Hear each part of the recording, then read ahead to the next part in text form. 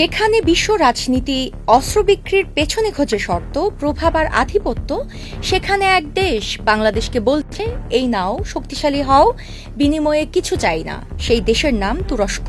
2025 সালে বাংলাদেশ ও তুরস্কের মধ্যে প্রতিরক্ষা সহযোগিতা এক নতুন উচ্চতায় পৌঁছায়। তুরস্ক ঘোষণা করে বাংলাদেশের প্রতিরক্ষা সক্ষমতা বৃদ্ধির জন্য তারা দিচ্ছে অত্যাধুনিক অস্ত্র, প্রযুক্তি ও প্রশিক্ষণ, কোনো রাজনৈতিক শর্ত ছাড়াই।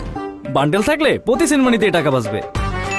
বিকাশ সেনমানি বান্ডেল কিনে জিতুন প্রতি লেনদেনে। এটি ছিল দক্ষিণ এশিয়ায় এক নজিরবিহীন কূটনৈতিক বার্তা। এই সহযোগিতার আওতায় বাংলাদেশ পায় তুরস্কের বিখ্যাত Bayraktar TB2 drone, Tulpar light tank, MK Boran howitzer এবং TRG-300 টাইগার MLRS।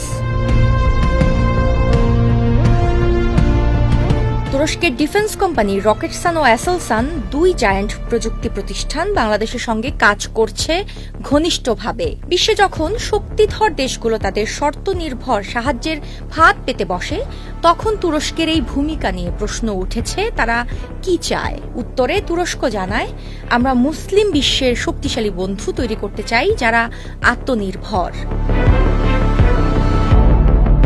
বাংলাদেশ এই সহযোগিতাকে দেখে আত্মনির্ভরতার এক নতুন সূচনা হিসেবে। দেশে তৈরি হচ্ছে নিজস্ব সামরিক কারখানা, তুরস্ক দিচ্ছে ট্রেনিং ও টেকনোলজিক্যাল গাইডলাইন। এর ফলে দক্ষিণ এশিয়ায় বাংলাদেশ আর শুধু দর্শক নয়, একজন প্রস্তুত প্রতিরক্ষাবিদ। শর্ত ছাড়া অস্ত্র দেয়া মানে শুধু প্রতিরক্ষা নয়, এটি আস্থার প্রতীক, বন্ধুত্বের প্রতিচ্ছবি। আর এ গল্প প্রমাণ করে, যখন বন্ধু দেশ সত্যিকারের পাশে দাঁড়ায়, তখন দেশ ছোট না, সাহস বড় হয়ে দাঁড়ায়। তুরস্ক আর বাংলাদেশ, একটি নতুন জোটের জন্ম হচ্ছে নীরবে, দৃঢ়ভাবে।